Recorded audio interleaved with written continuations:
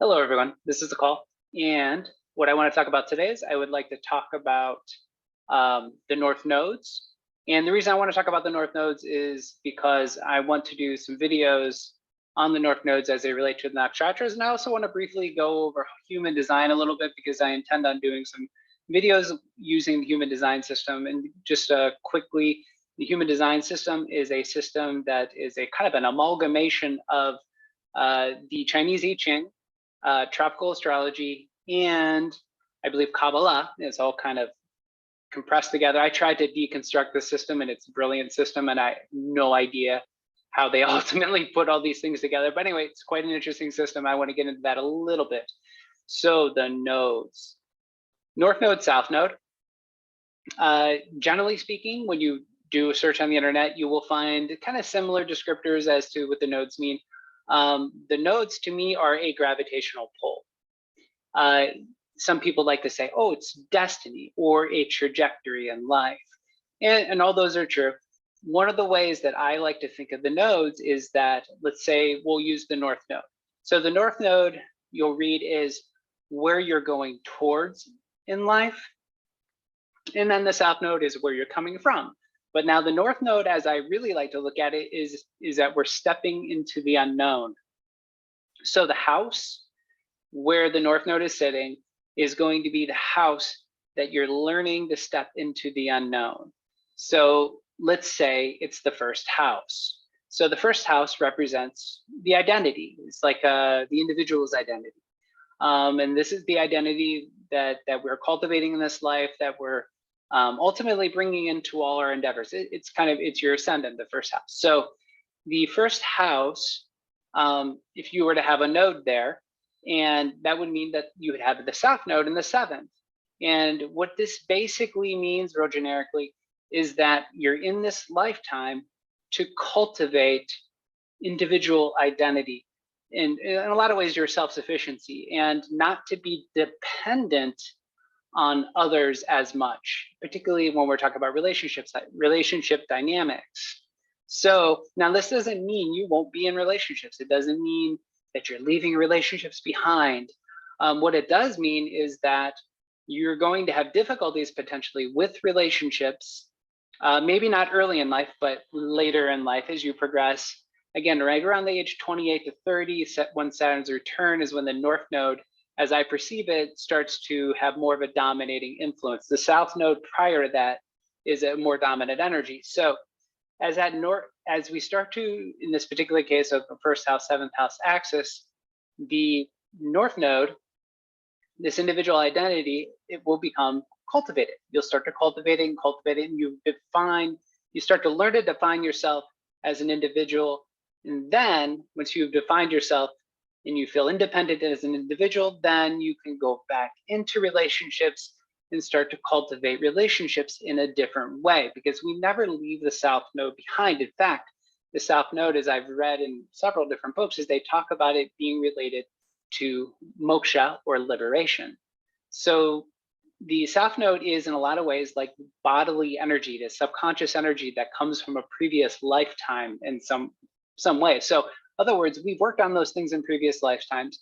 We've come into this life, and here we've got this South Node energy that is essentially a gift. It could be a challenge as well, but I like to look at it as a gift.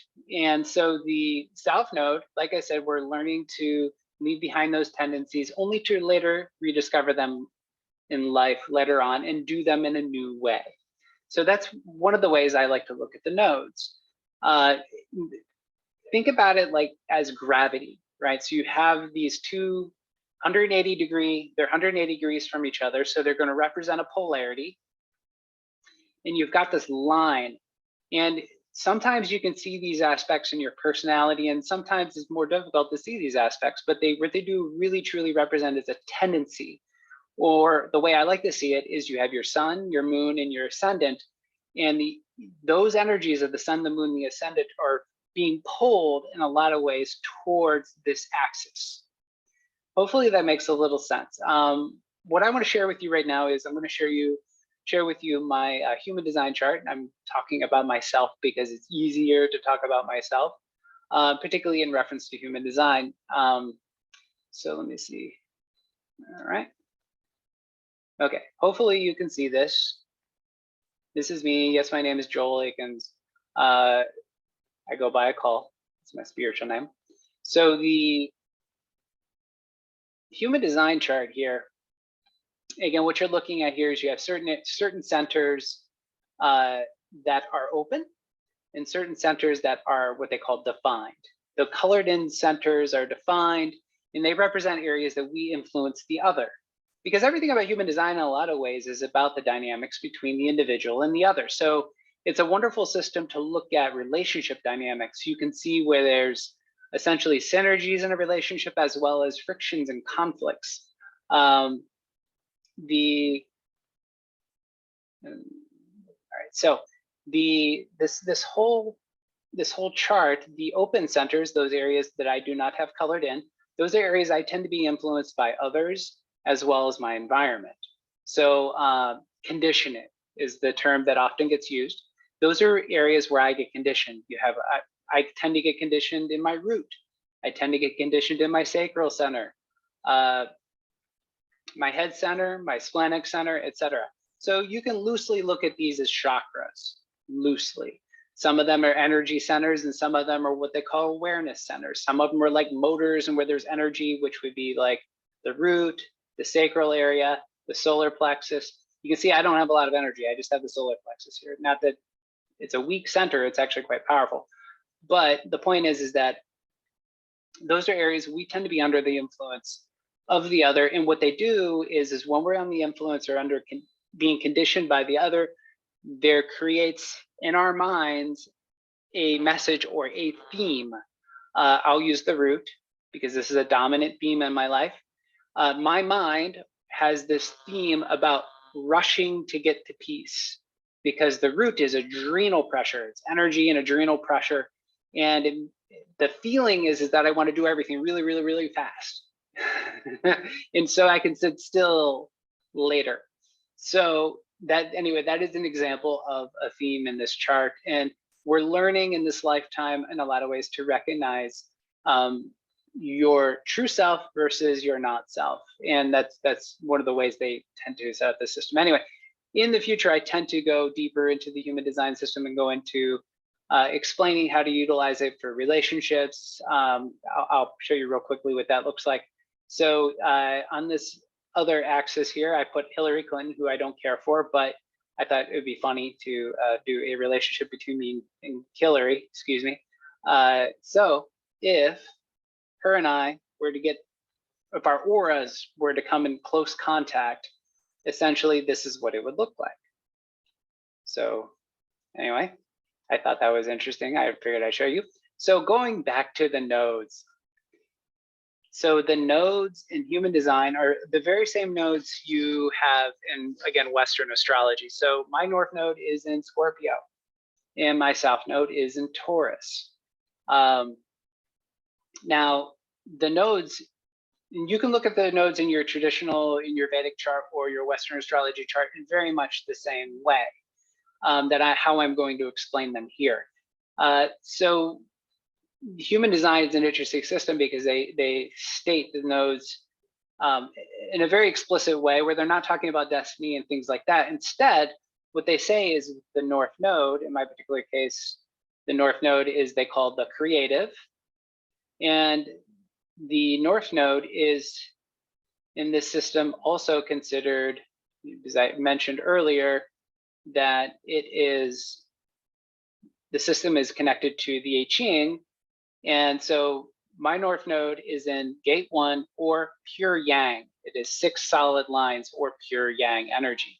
My south node is 6 lines of pure yin energy or gate 2. So I have this polarity between masculine and feminine, which is a very strong dynamic in my life. And I'll get into that in a moment. So the north node, what it represents and is let's say your perceptual field, right? So it's what you are perceiving, right? So it's what you perceive and then how your cognition processes what you perceive. Again, mine says right here, it says creation is independent of will The moon is exalted as a symbol of adaptation. Time is everything, self-expression, which has its special timing. Incredibly true, but not true in the sense that my personality recognizes it. This is materialized as a major theme in life. My mother intuitively about 15 years ago gave me a book called Moon Time. Moon Time is a book basically that teaches you how to use lunar cycles. So this was incredibly intuitive on her part to give me this book. At the time when I looked at it, I was like, yeah, whatever, thanks, Mom. I put it on my bookshelf. 3 or 4 years later, I pick up this book and I'm like, oh, wow. Like I started to realize how powerfully I'm influenced by the moon. My creative abilities will literally be in flux with the moon in a powerful way. So a big part of my life in terms of expressing my North Node, this pure Yang energy, is to wait. Well, it's not to wait, it's to feel when the energies of the moon are influencing me in the correct way. Other words, as I move, let's say, towards a full moon, the energies have a certain expression and I have certain creative capacities. And when they're towards a new moon, then I have a whole other set of creative capacities. I don't know if capacities is a word, but anyway, so that is one way to look at the North Node, is as a perceptual lens, right? And then what it is that we're perceiving, and then how we cognitively process what it is we're perceiving. I know that's a little esoteric and a little cryptic. However, if you dive into this a little bit, and to realize that the nodes are not something that you think about. They're not like, it's not like your intellect. It's not like Mercury that's there doing the this and the that. In fact, you can think of the North Node, Rahu, as the head without a body.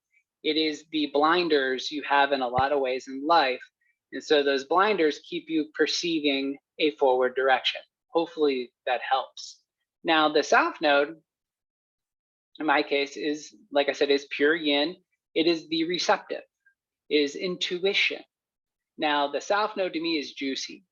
I've learned this over time. You know, yoga for me has been incredibly important. Tantra, all these different sort of what I consider intuitive spiritual practices.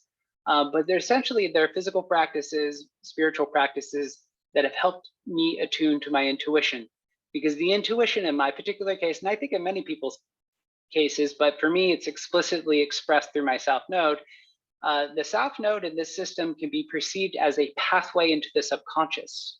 Again, I mentioned earlier, the South Node, or Ketu, is, in a lot of ways, it's the energies we came into this lifetime with.